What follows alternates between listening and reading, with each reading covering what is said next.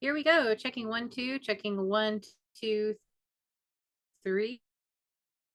It looks like we are going to jump into appraisals. I thought I had, well, I do have a couple things that I want to share with you. And we have a couple different, I'm changing the way I'm doing the Zooms. So I do apologize to you ahead of time for the changes.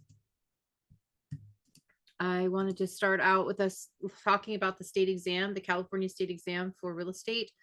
We need to confront the elephant that's in the room, which is how are we going to pass the state exam? You've all shared with me your concerns with the areas that you want us to review.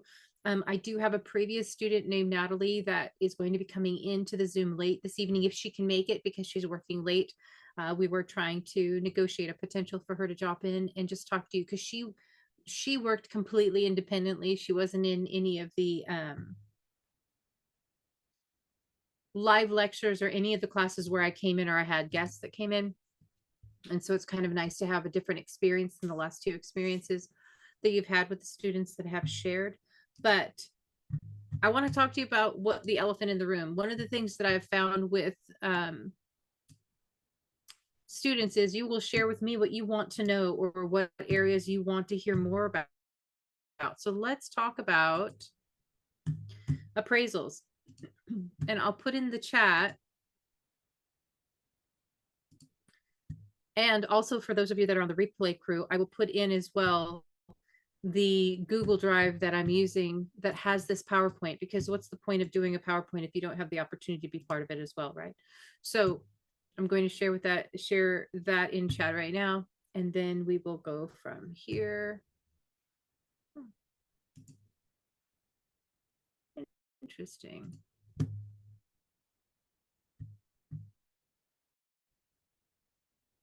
There was an update or something done because there's some stuff that's missing, but it is what it is. Here we go. All right, it's in the chat for those of you. Now it is Google. I'll open my email through my other computer to make sure that I get any alerts if you send an invite and I have, because if I'm not in here, I'm not going to see it. So let me take care of that as well right now.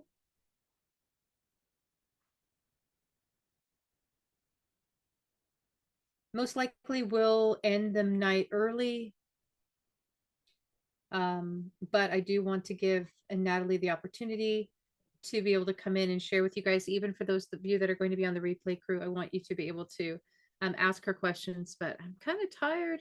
And I'm sorry that I'm coming across like, I'm tired. I don't want to be here. But sometimes we just don't want to be. So it's better to just be honest, right? I've got exciting news. It's not associated with real estate, but it's associated with my PhD. I'm finishing the research by the end of next week for the qualitative portion. And I'm really excited about that opportunity. I'm giving the quantitative portion of my research a little bit more time to finish because quantitative is the quantity. So that's a Zoom. It's not a Zoom. Sorry. It's a survey online that other Southern California adjuncts or even administration can come and be a part of. Right now, I have over 22 colleges that are engaged in being a part of this, and I'm really excited about that. So we've got that going on, and a couple other things as well. So I'm excited. So I hope you guys are excited as well. We're going to jump into talking about appraisals. Hopefully Natalie will be in later on. And when I say waiting for her, we're going to use every part of our day and every moment of our time to make sure that you're getting well, you guys don't need to see. Oh, that's okay if you guys see my prep agent information. But this is not the Chrome that I was looking for. It has been one of those days though. So for those of you that are like, how come she's always just like off a little bit? Well, because it's Kathyville. All right, welcome to Kathyville. Let's jump into it. I'm going to talk to you about appraisals, the exam prep that I have. I'm going to put it in chat once again for those of you that are jumping in right now.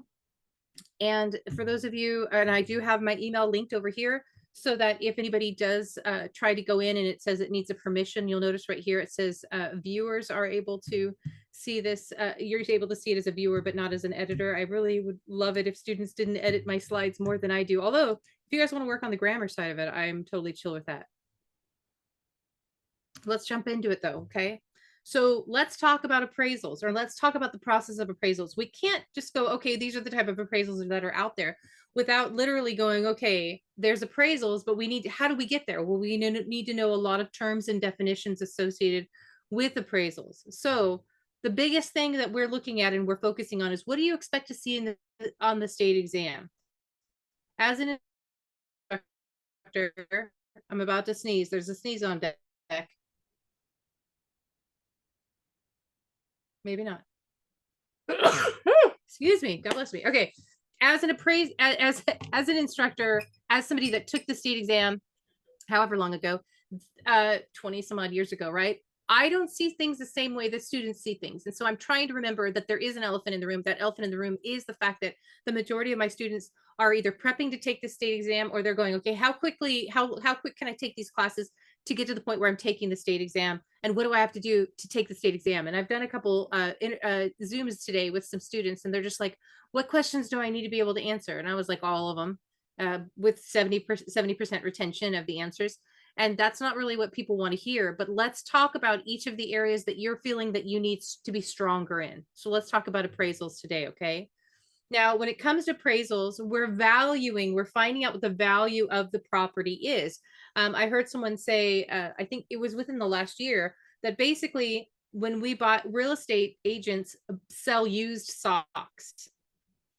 Here in California, we sell homes that have already been either owned by somebody else, or you're the first owner and eventually you're going to sell it. So there is a version of this being like a secondhand situation. But how do we bring in the value? How do we evaluate the value of a property? What is it going to cost? Well, appraisers will come in and they're going to charge fees, right? So here's an example on this side: a single family appraisal, meaning a single family residence. That means a 1 to 4 unit in the state of California can run you $350. Now that's probably circa 15 to 20 years ago. I would venture to say it's a couple more than that, but it's not a bad idea to like look at the appraisal process and what your clients are going to experience. Let's say we put them in your shoes. You're a student, or you're going to be a student you're going to be taking your prerequisite courses for real estate. You're going to have to pay a fee to get the education you need in order to go take the state exam, right? You're going to have to pay a fee. Now, I'm your instructor. I'm not an appraiser, but you could look at me as the appraiser of your education, and that I work for a company that pays me and you're paying the company and I receive a fee from that. So same, right?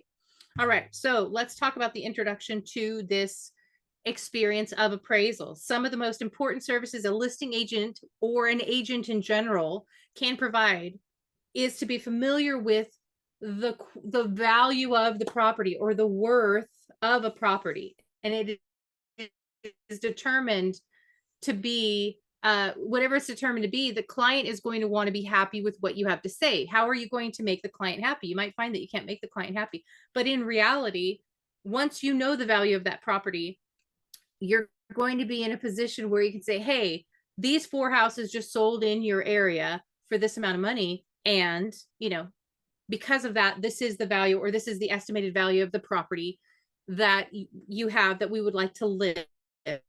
And you might even find that homeowner's like, I think my house is worth more. At that point, you really can contact an appraiser. They can pay an appraiser to get the true value of the property. We're realtors, right? We're real estate agents. I'm calling the future into the present for those that are not yet licensed. We help people sell their home, and we can find the value or the worth of that property, but we are not professional appraisers. So it's good for us to go, hey, we can get a second opinion. It's going to cost them though to do that. So what is an appraisal? An appraisal is an act or a promise of developing an opinion of a value. That's the term, and that is the definition. An appraisal, not the appraiser, the person doing it. The appraisal is the act. Do I not have any paper in my office? I have been doing Halloween decorations and getting ready for the rest of the holidays, and I have like cleaned this space out, and it's Crafter's Palace right now. Let me not show you my W2 stuff. We'll do this. We'll do this one. Department of Health. Okay, that's okay. An appraisal. Let's say this is an appraisal. The appraisal is the act. And how do you know it's the act? Well, when the appraiser does the appraisal, they fill out an appraisal form, and that's proof that they've come to the property, they've measured the property, they've taken pictures of the property. Somebody's done that, right? It's the act or process of developing an opinion. They're going to develop an opinion based on the information that they have received. They measure your house, they take pictures, they go and take pictures of comparable properties in the area. Not that they can't get a picture of that comparable property off the internet, but they might want to take a picture of it on the same day that they did the appraisal with you for your property. Now, appraisals are usually for a specific property value on a given date. So let me take it one step further. This appraisal that has been done, the value is associated with the given date. Now this obviously is just a plain piece of paper, so I'm trying to give you guys a visual. The property value is associated with the date that the appraiser put on it. This appraiser that's doing the appraisal on said property, if this appraisal that we're reviewing, hypothetically speaking right now, was done 20 years ago, the value is accurate for 20 years ago because of the given date. But if we're trying to do something with this property today, we need to have today's date. We have to have the value for today. And the date and the signature of the appraiser is going to prove the date of value, or when you could even call it, it's not an expiration date per se, but once an appraiser signs an appraisal, that appraisal is only good for like the next 30 to 60 days, maybe 90 if you give them a good, so the date is extremely important. Now, what's value mean? Term and definition. Value is the present, today's worth of rights to future benefits that come from property ownership. If somebody's going to buy a property and they're going to get the appraisal done on it, the value of the present worth, they need to know right now what that property is worth so they can buy it. And that lets them know as of the day that they moved in, it's worth this for future benefits that come from the ownership. This is how much this house is worth. I'm moving in. This is how much I paid for it. This is the value of what I paid for. This is me living my best life in this home. An appraiser, the person that does all this, gives their opinion of value in a written statement called an appraisal report. Now, paparazzi take pictures and they bring out salacious news, you guys know that I post stuff about TMZ. Why? Because there's no paywall and it's easy to get that information in everybody's hands, especially for learning purposes. An appraiser is not working for TMZ that I'm aware of, right? An appraiser is somebody who's got a license to do appraisals, and their opinion, not about Jennifer Lopez and Ben Affleck's divorce, right? Their opinion is on the value in a written statement called an appraisal report. Their opinion about that divorce situation is not the opinion we're talking about. When we use the word opinion in this circumstance, we're saying their educated opinion, they're licensed as an appraiser opinion. An appraiser gives an opinion of value in a written statement called an appraisal report. Okay, so an appraiser must know how to estimate the value of the property based on the purpose. What's the purpose of having an appraiser appraise a property? Well, if the client goes, oh, hey, I don't know, I just want you to just do an appraisal on it. I just want to know how much my house is worth.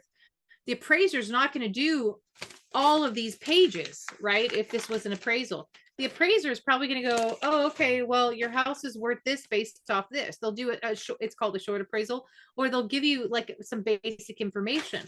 But the purpose of the appraisal, if it's to purchase the property, they're going to do a complete appraisal.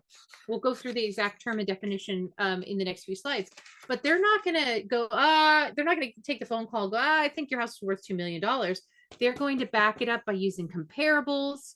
So the purpose of the appraisal, the intended use of the appraisal. If somebody asks for them to do an appraisal because they're buying the home, the intended use is to show the lending institution, if they're getting a loan, what the value of that property is. That's the intended use. If it's an insurance company, because you're trying to get the property insured, the purpose of the appraisal is to figure out the value of the property if it were to burn to the ground, right? The intended use of that appraisal is so that the insurance company can have true information about what square footage in this area is, the cost of rebuilding, and the like. They're not the purpose of that appraisal is for insurance. The intended use of that appraisal is to confirm that, so that the insurance company can say, yes, we will insure your property for this much money. So value and worth.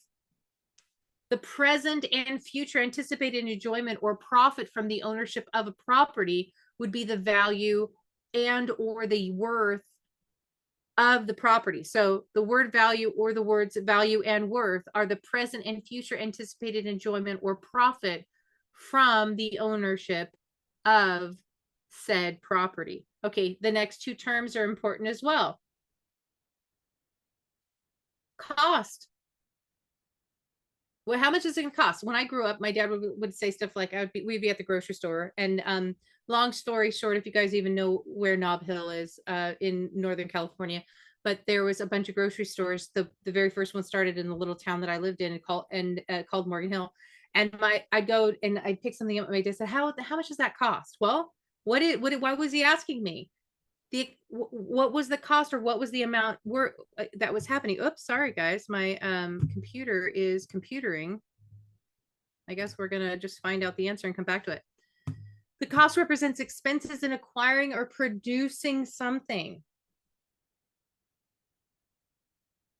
The cost, it's the expense, right? So you're like, no, Kathy, it's wholesale marked up to retail. Yeah, it represents the expenses in acquiring and or producing something. So the people at the grocery store were selling the candy bar for 50 cents or $1 or whatever, right? But how much were they paying? Were they paying 20 cents a bar wholesale, and then turning around and doing retail because they had overhead of people that they're paying hourly? Market price is the actual sales price of a property. You might be saying to yourself, market price, well, I bought my house, and this is serious. We bought this home below market price. Well, why did we buy it at below market price? They couldn't sell it at market price. That's why the term and definition is market price is the actual sales price of the property, not what the appraiser said, right? We've used my house as an example all the time. We bought this house for $350,000. The house should have gone for $475 or whatever the going price was at that time for a very small home in Los Angeles.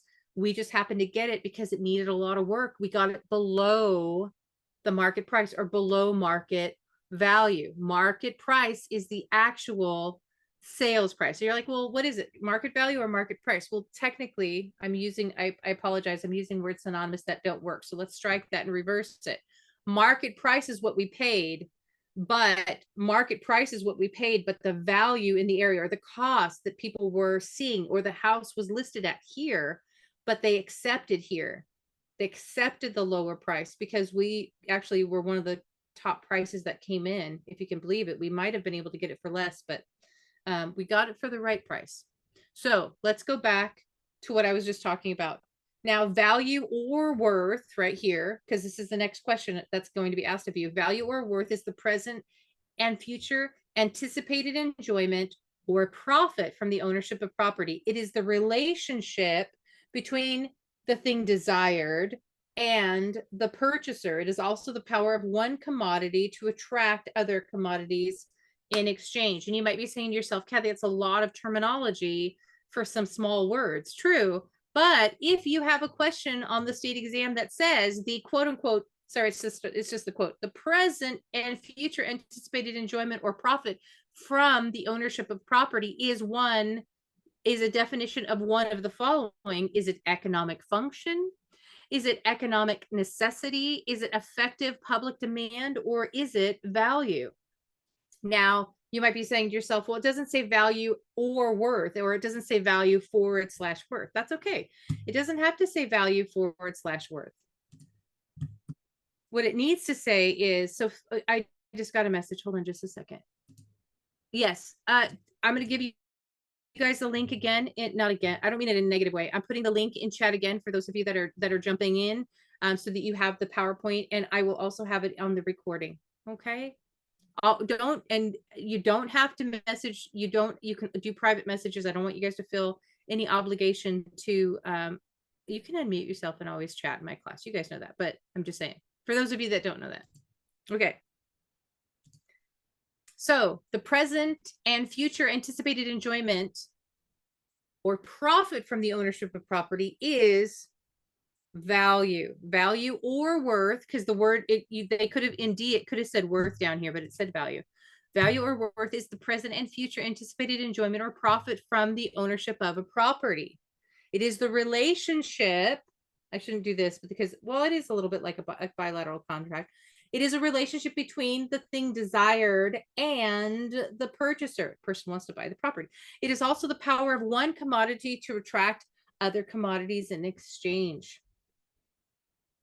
So let's talk about this next story. Market value has very little to do with the original cost. Neither cost nor appreciation is considered an essential element of value. Let me read that again. Market value has very little to do with the original cost. Neither cost nor appreciation is considered an essential element of value. So let's go over the example. Pamela and John wanted to buy their first house. They looked at several with their real estate agent and finally decided on one that was beyond their means. They made a hopeful low offer. Unknown to them, the seller lost his job and was desperate to sell. He accepted their offer, which was well below market value. So you could say, well, Kathy, isn't that what you and Adam did with this property? I wouldn't say it was well below market value, but yes, we put in an offer and Linda was like, totally, I'll totally accept your offer. Now, does that happen a lot? It happens a lot more than you think. So as a real estate agent, you might have a client that wants to, and we call it lowballing, right? Lowball offer. Well, we'll send a lowball offer to the seller. Can you guys think of any times that would be a good idea? Is it always a good idea to send in a lowball offer? The answer is, of course not. It's not always a good time, but it might be a time where that particular property has been on the market for a very long time. If a property's been on a market for 200 days, chances are there's a problem. And usually it's the seller, but chances are there is a problem. Okay. Now, what is the problem? We don't know. The problem could be any and all of them. But let's see if we can answer this next question together. Market value of improved real property is least affected by, is it A, an open market, its exchange value, its objective value, or the original cost of materials? Now, they don't make houses like they used to, right? So chances are the answer is D. So let's see if I'm right. The original cost of materials. Very good. Yeah. Good job. Yes, absolutely.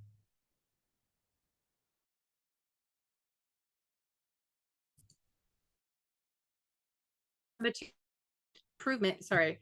The original cost of materials on improved little to do with current value. Let me give you another example of this. Let's say as an example that I told you guys, hey, I watched a show on Home and Garden television and I'm going to become an investor and I'm going to start flipping properties. And I go and I buy a property and I pay $50,000 for the property. Just hear me out. You're like, Kathy, that's too low. Just hear me out. And properties in the area are going for $200,000. And so in my head, I was like, well, I'm just going to dump 200,000 in because that means I can get at least 200,000 from, get my money back plus a little bit more because I'm going to build the house bigger and I'm going to put more rooms in it than are in any of the other houses and all this other stuff. A lot of times people, the original cost of the materials for improvements, people usually go over what is normal. And if you've ever watched any of those improvement shows on TV, the professional that's been doing it for a really long time will say something like, hey, this house is a good idea to buy if you're only going to just either, fix it, sell it, and make a little bit, like maybe $30,000 or $40,000 after you put in $100,000 into it, or if you're going to rent it or do something, but never that those improvement materials should never exceed, and they always have like these numbers, like 30% of the value of the home, because you're not going to be able to get a high return on it, or that kind of thing. So when we talk about the market value of improved real properties, is least affected by the materials to improve the property. You can spend lots of money on improving a property and not get a return on that. I have a cousin who's an appraiser, and a retired appraiser now, because he'd been doing it for like 40 years. He and his wife bought a property in Chico, California. They added like 2 or 3 bedrooms. They put in a solar, they put in a pool, they did all this stuff. He's an appraiser. And I was like, what are you doing? And he's like, well, we're not going to get our money back on our improvements, but we're also not going to sell for the next 20 or 30 years. And we're hoping within the next 20 or 30 years that the neighborhood will grow like we grew our house early, and then we'll be able to sell it because there are other houses in the area. And lo and behold, I think it was 3 years ago, they sold the property for a very good amount of money because they put quality improvements in all those years back, and they maintained the property. Is that normal? No, most people think they can flip things really quickly. We can't. Like TV isn't real. Even reality TV is scripted. We've got to be very careful when we decide to become flippers. Flip artists is not the right term for it. All right, so when it comes to value, what are types of value? Well, the value of a parcel usually can be categorized in 2 basic ways. You've got market value, and then you've got value in use. What are the difference between the two? Well, we'll talk about them. Market value, or objective value, the price of the property would bring if freely offered on the open market with both a willing buyer and a willing seller. If a seller's like, I got to get this or nothing, they're not being willing, right? They've got to be open to the understanding. Now, value in use would be more like with a commercial property. A utility value is the usefulness of the property to a specific user. If you have a commercial building that is zoned for medical or for a clinic or something along those lines, that's a great building to have if it's in a medical area, if it's in an area where medical makes sense, right? So a specific buyer would want to buy that property if they're looking for medical commercial buildings so that they can lease them out for a really long time to Kaiser or whomever. Now, when it comes to what the building has, I just explained to you that what if the commercial building was zoned medical and Kaiser's looking for another facility? Well, boom, immediately it's taken care of, right? Now, what would benefit Kaiser if it was a medical or a clinic? It most likely that building for commercial purposes would be built out like a hospital or like a clinic, where there's running water in every room or in every other room, because that's something you need, right? You need to be able to wash your hands. The doctor needs to be able to wash their hands. But not all commercial buildings are built that way. That's why I was saying that.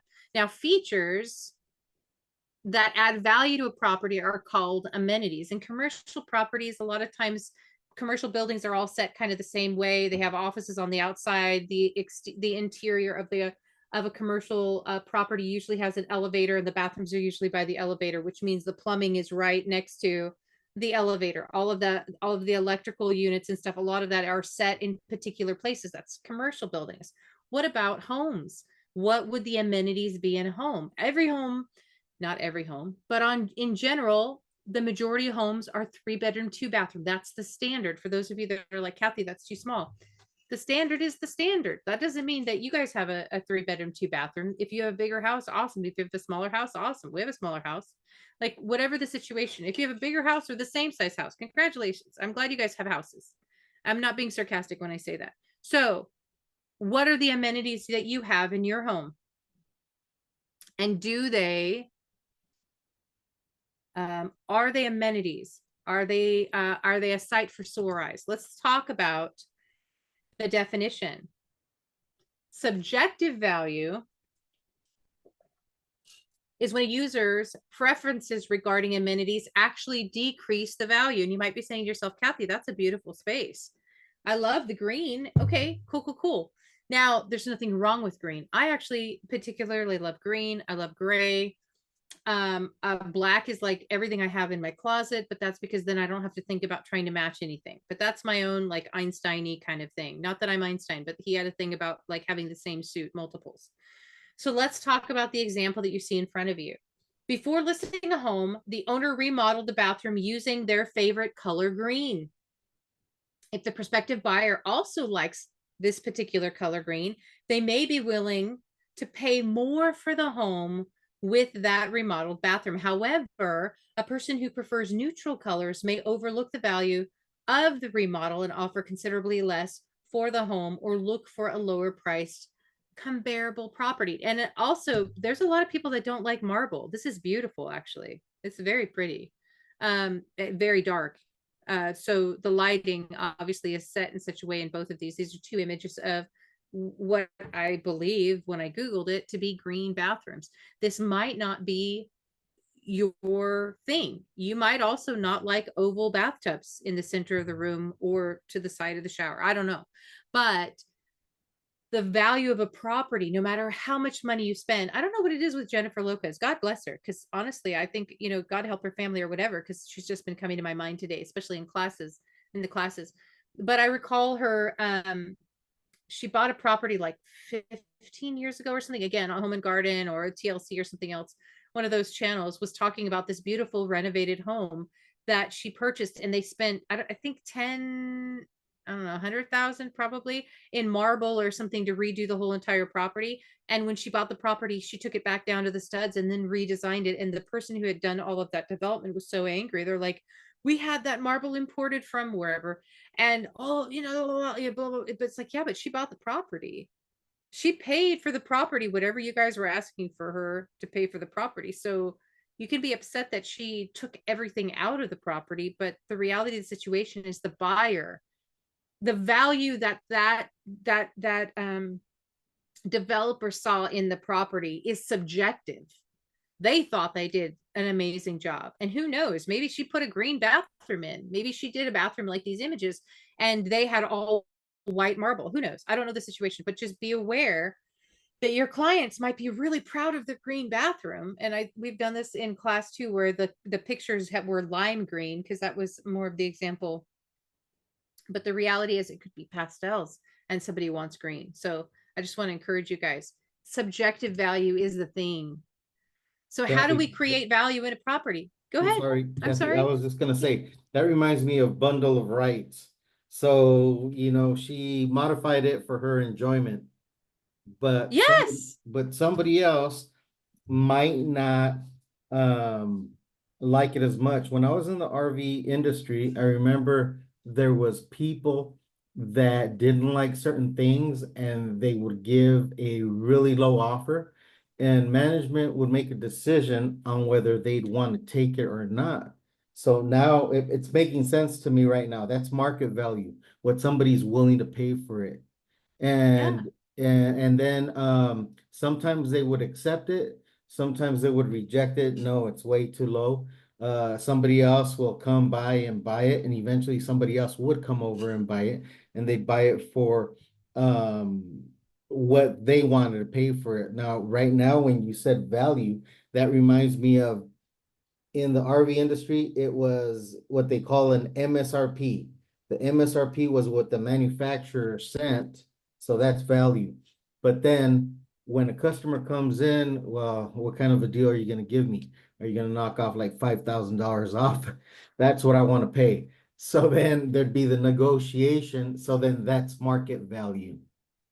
Nice. Oh no, absolutely. That I'm correlating it to something else that I know. Now, you know what was really interesting? While I was sitting out there and I got to talk to so many people, I got to talk to a guy who said, I told him, he said, "What are you gonna do after this?"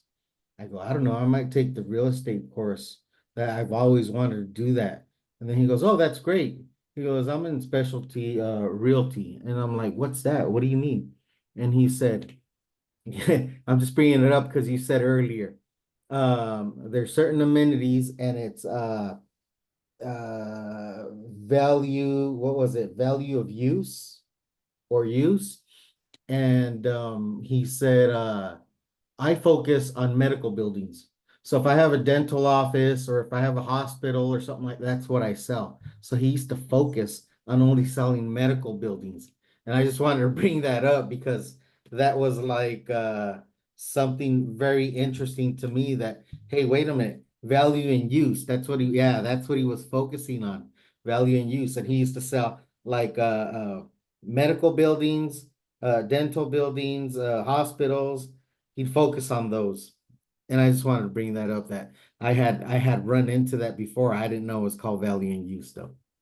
Well, Thank and you. see that. Oh no, oh my God, thank you so much because you're sharing. I totally appreciate it. Oh, Natalie's here. No, I totally appreciate that you're sharing that because the value and use is associated. What's the utility? What is the reasoning? You might find, welcome, Natalie. We're so glad that you're here. Where you'll find that people that are looking to buy commercial, if you guys want to go into commercial, we can talk about a really cool commercial class that you can take that's out of West, and it's done with I think we've talked about Eve Capital before, but they talk about what are the types of buildings that are actually selling right now, and medical seems to always be one of the buildings that's prominent.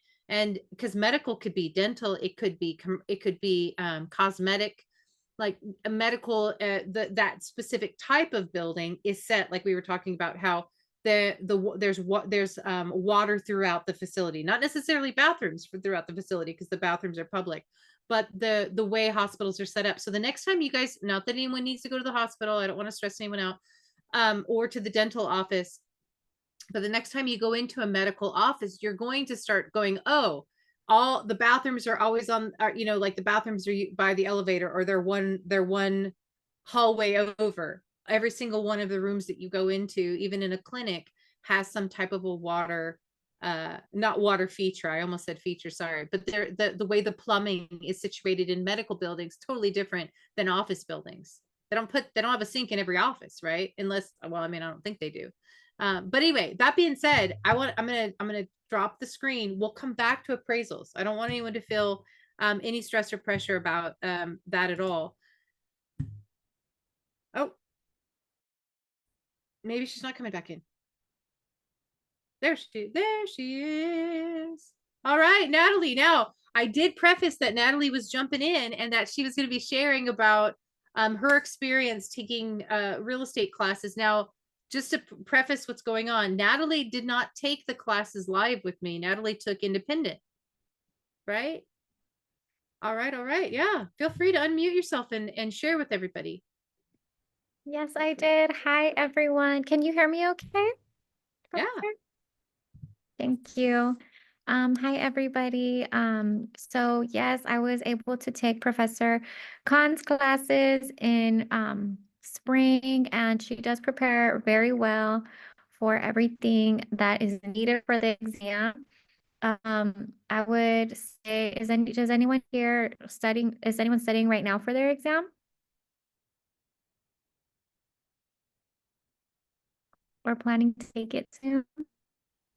Yes. Oh, Jimmy, nice. I just took it on October 17th, which was 2 Thursdays ago now. And I would say that there's a lot of information to try to retain in your brain, and it can be really challenging. But what really helped me, obviously, the test questions that Professor Khan gives for the class, that if I hope you're saving them, because that helps you. What really helped me was the repetition of doing questions for myself. She's right that the vocabulary is the biggest thing that you need to know is your vocabulary, because if you don't know the vocabulary, it's really, really hard to understand the questions. So that's why it's also very important to go through the vocabulary. What helped me too. So I'm a mom, I have 2 kids, and then I work full time. So for me, what really helped me was using technology to help me study, because I hardly had any time because of my kids. Thankfully, my husband helped me. But I don't know if anyone heard of Prep Agent. Has anyone heard of Prep Agent? Okay, yeah. So Prep Agent really helped me. There's videos on YouTube, and I watch YouTube on my TV in my room. So my baby, she's like 1, I have to lay down with her in order for her to fall asleep. So I would put agent videos on YouTube on my bedroom TV. And while she was like falling asleep, I'm over here studying. So every single night, um, did that. I did the questions like Professor Khan gives. I would do those over and over again. Uh-oh, can you hear me okay? I'm having some struggle over here. If you guys are doing good, I'm just turning off my camera and my mute so that you guys can hear. Oh, okay. But that really helped me a lot too, was being able to do questions over and over again. The test is timed. They give you 3 hours to answer 150 questions. You have to get at least 70% correct. And I actually bought the prep agent too. So for 2 weeks, you get access for free. But what I liked about it is you can go into your account. 2 weeks you have to pay. 2 weeks you have to pay. So I paid for the 2 weeks, but what I liked about it is that it gives you log in and there's little tests and it tells you right away if the question was correct or wrong. It keeps track of how many questions you got wrong. You can go back and review those, and it can give you their vocabulary test. They do have a sale right now, 40% off. I'm just saying, but I'm not sponsored by them or anything. I'm just telling you, it does help. It helped me. I only studied like really hard, dedicated for 2 weeks because that was all I had. And I was like, whatever, I'm just gonna give it a try. Um, and then I did decide to go with Keller Williams to hang my license. So once you take your test, you can you'll start getting a crazy mail. Professor Khan talks about it in class, and she like I get letters every day asking if I would like to hang my license with Century 21, Keller Williams, like pretty much any real estate agency. What I would recommend for all of you is to consider going to houses and talking to brokers and agents and just telling them like, oh yeah, I'd like to look at this property if you genuinely like a property, and like introducing yourself, letting them know you're in school for real estate. If they have any advice for a young professional, I do that all the time because it's good to like get your face out there, get to know people, but only for property I actually am interested in. But yeah, they told me like, oh, I told a couple people and they're like, yeah, Keller Williams is actually the best because they train you so well. They have a lot of education. They do pretty fair commission splits. I would recommend that you do your own research too, because you only want to go with somewhere that makes you feel comfortable and supported. But for me, based on what I researched, Keller Williams did make the most sense for me. So that's the path that I took. But I would recommend that definitely talk to multiple people in the profession. You don't want to just like go straight to Keller Williams and be like, okay, I'm gonna go with you guys. Thank you. You always want to go talk to different people too. And it depends on your area. So that is what I would suggest. That's what I did. And I'm taking another class with Professor Khan too, that begins pretty soon. So if anyone's in the class, I'll see you in the next class as well. Thank you so much for sharing. I'm having problems on my end. I do apologize if you guys are having any problems hearing what Natalie had to say. Does anyone have any questions though they want to ask Natalie about her experience taking the exam, where she took the exam?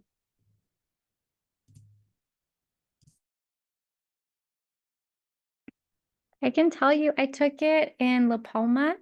So that's close to Knott's Berry Farm. I took an afternoon test. So I would recommend that if you are a morning person, go ahead and take your test in the morning, but it's at 8:30 in the morning. And I live close to Harbor College. So for me, I would have to drop off my kids at 6 o'clock in the morning somewhere and then drive all the way over there. That would have been too stressful for me personally. So I took the latest exam possible time, which was 4:30. And so what I did was I dropped off my kids at school in the morning and with my grandma, because my grandma's a babysitter. And then I studied for the rest of the day until I took my exam. I drove to the exam. They're really there, so they don't let you bring anything, no calculator. I did not encounter a single math test on the exam either. They didn't make me calculate the acres or anything like that, lot size, nothing like that. They did ask, it was a lot of like technical questions. You need to know the contracts really well. the type of agencies, things like that. Those are really important to know. And they do a lot of tricky words of like, all of these are the following except, right? So you have to really read the words carefully because they make it confusing to throw you off. So that's another thing I would recommend is really carefully reading the words. You can skip over questions that you don't understand. It's like a long side of it's a long column of questions and it's 150. So you can read it. And if you don't know it, you just click down to the next one and it'll have like a little empty box showing you that you skipped over that question. Go back. I personally guessed on 20 questions at least. So I walked out of there so disappointed in myself because I guessed on so many questions. And the lady looked at me and she was like, "Smile, what's wrong?" Like the test administrator. And I was like, do you have the result if I passed or not? She just gives you a little paper folded up. And she goes, "No, I don't know if you passed or not." And I was like, oh, I just wanted to cry. I left. I wanted to cry. I drove home. And the lady had told me before I left, she's like, just go on your portal and keep refreshing it every hour until it shows your results. You should get them tonight. And I kept refreshing and then I finally got them. So don't feel bad if you guess on questions because I guessed on a lot of them. You need a 70%. So 70% of 150. This is the one math question. I'm just I kidding. know. You need 105 correct. Okay. Is that correct to you? Does that seem correct? Yeah. I guess so, yeah. So you need 105 correct. So if you guess on 20, that gives you some wiggle room there. But I mean, obviously you can guess on up to 45 as if that gives you some kind of like hope, you know what I mean?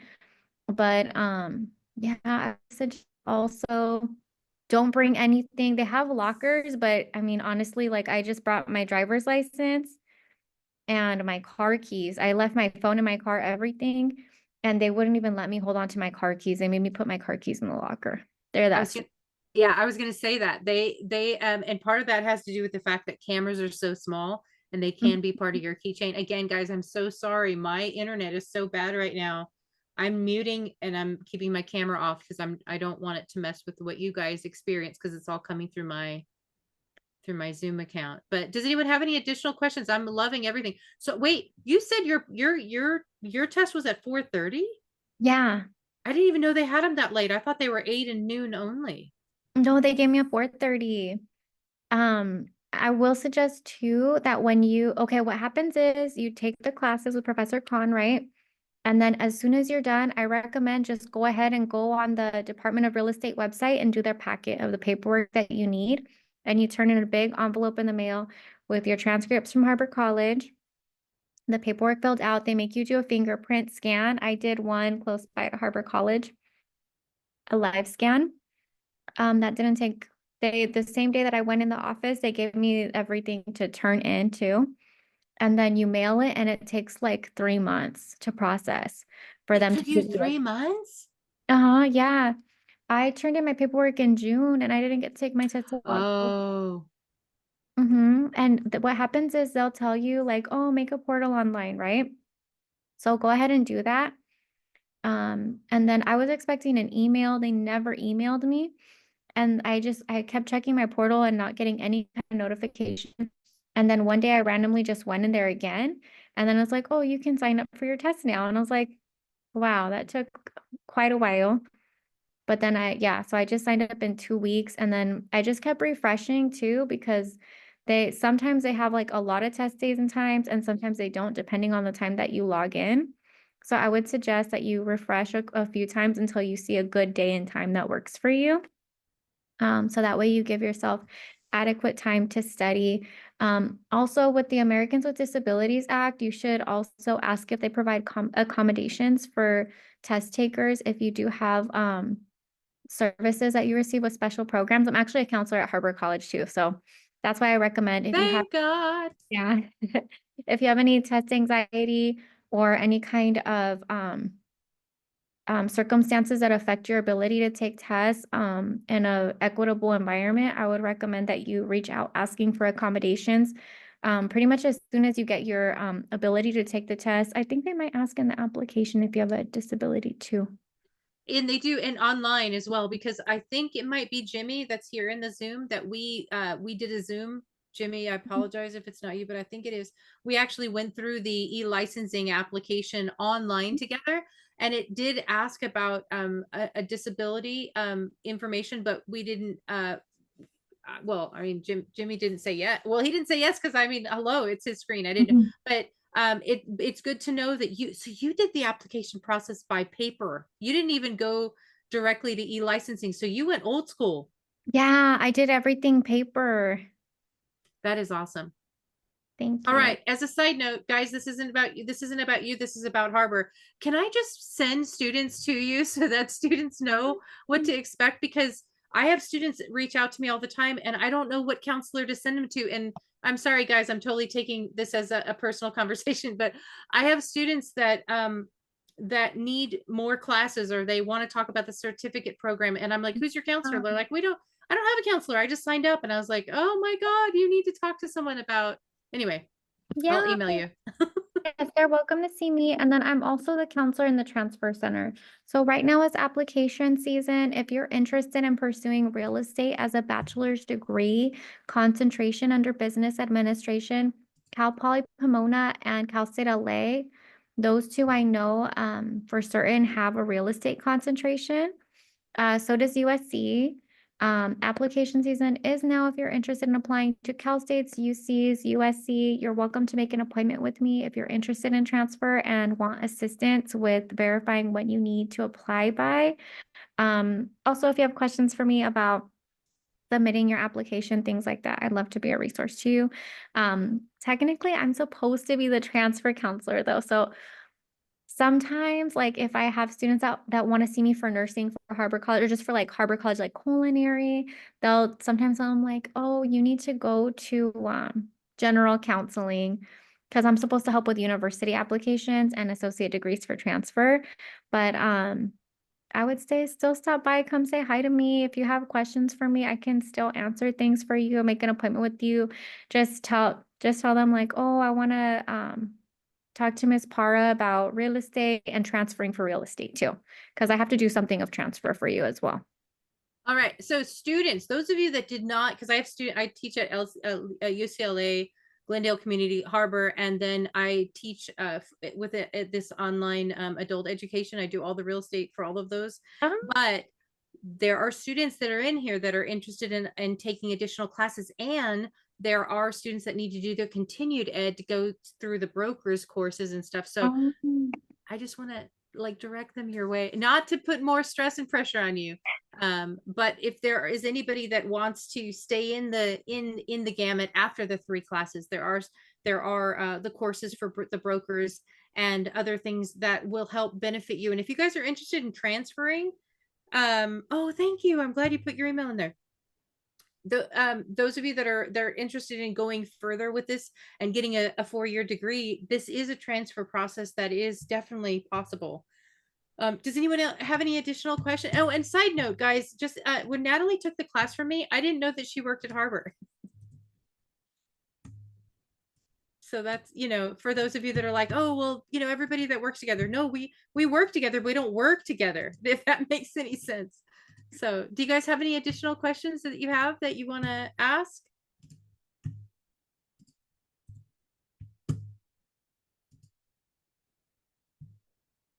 My screen's popping off. No, I guess not. Okay.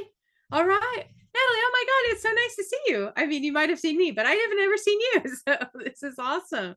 Thank you. It's so nice to virtually meet you too. And definitely, yeah, I did not tell you that I was an employee of the college, I think, until the semester ended. I was kind of like really quiet about my classes. I didn't really tell anybody anything. And a couple of my classmates in your class were actually my students for appointments too. But everybody has a great experience with your class. So highly recommend students that you continue taking classes with her if you need them for brokers. That's why I'm taking property management with you. Is I'm just going to keep taking classes for brokers as well. Awesome. And I totally revamped that class. So for those of you that are interested in continuing your real estate education, those of you that went through the adult education company with me that did the certificates, those classes are only good for a year. So get your real estate, get your exam taken care of, and then come to Harbor and get your continued education moving forward, because in 2 years, you should all become brokers. So what did Jimmy put? 2 weeks of study and pass the state exam. Way to go, Natalie. Oh, that's sweet. Thank you, Jimmy. Thank you, everybody. You guys are so nice in the comments. And yes, they do have bachelor's in real estate, but it's under business administration. So you will still need 2 semesters of accounting, 2 semesters of econ, sometimes a business calculus, depending on the program, stats, business intro, business law. But then you'll be able to also take upper division business classes. If I'm not mistaken, the Cal Poly Pomona one, when I did the research with my student, was probably the best one that I found. Wow. Besides the USC one. USC has a couple of options in real estate that are very good too. And there's hopes. My application's in to teach some of their real estate classes there as well, because I'd like to have that connection. Yeah. So I'm everywhere. I'm nowhere and everywhere all the same time. You just need to keep teaching them here too, because myself and my classmates that were my students, we really like your method of teaching because everything's super organized. You can Oh. just work a full-time Yeah. job, 2 kids, and I was still able to manage your classes. So I really like how you do everything. Well, I need to thank you here in front of everybody, because I believe that that you emailed me, hey, something's missing here, or did you forget and I was like, oh my God, because sometimes Canvas, I think something's open and it's not open. And I'm like, oh, I'm so sorry. And I think there was it was either something. The videos. It was the videos, right? There was something, and I was like, oh my God. So I was trying to fix it. But again, it's hard to, I just appreciate you coming in, because as an independent students really are on their own. And I receive at least 1 email a day saying, hey, I worked the graveyard. I don't know if I'm going to get the work in. Do you mind? I'm like, turn it in when you turn it in. The key is the work has to be turned in. If you don't turn the work in, you're not going to retain the information. The deadlines are there to help pace people, but I'm never going to fail a student for turning work in after the deadline, because these classes, just like the students that I live lectured, some of the students in here, I live lectured with them on the weekends for a 3-month period for the 3 classes. And we're talking 12 hours a weekend. So 6 hours on Saturday, 6 hours on Sunday. And we did that for 3 months straight. And then they didn't see me. They're like, we need to talk, or whatever. But that's a completely different engagement. Again, you're dealing with a situation where students are getting I'm giving you here at Harbor 4.5, technically 4.5 weeks to do the exact same amount of work, but it's independent. So there isn't any engagement other than I'm trying to do these live Wednesday nights where anyone can come in, or they can be the replay crew and watch later and then email me. And then we'll just do a PowerPoint for the next week for the people who are like, hey, can you describe this better or whatever? So. All right. Okay. Well, Natalie, thank you so much. I'm so honored. Thank you for your email. Thank you now you put a link in here in chat as well. Yeah, so one is my appointment link. If you'd like to discuss Oh. transferring for the business real estate concentration at a university, you're welcome to reach out to me. Or if you want to try to get your certificate from Harbor College in real estate, we have one in property management. You need real estate 1, 3, and 14. That's why I'm 14 right now. Yes. So yes, I highly recommend, and I can assist you. And then my email is on there too. Awesome. Okay. And I'm going to put this, so, not because we're going to upload this to YouTube. So I won't put your personal information on YouTube, but with your permission, I will put it on, the Canvas for the Harbor students. Yeah, that's Okay. fine. Yeah, of course. Oh, excited. Thank you, Natalie. Thank you. You got to come back.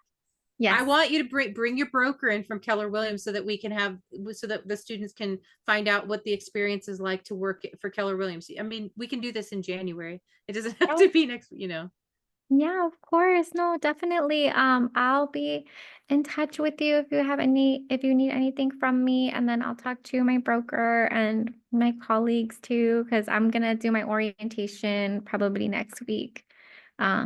and go from there. So I'm excited. All right. All right. All right. Okay, guys, it's 7:32.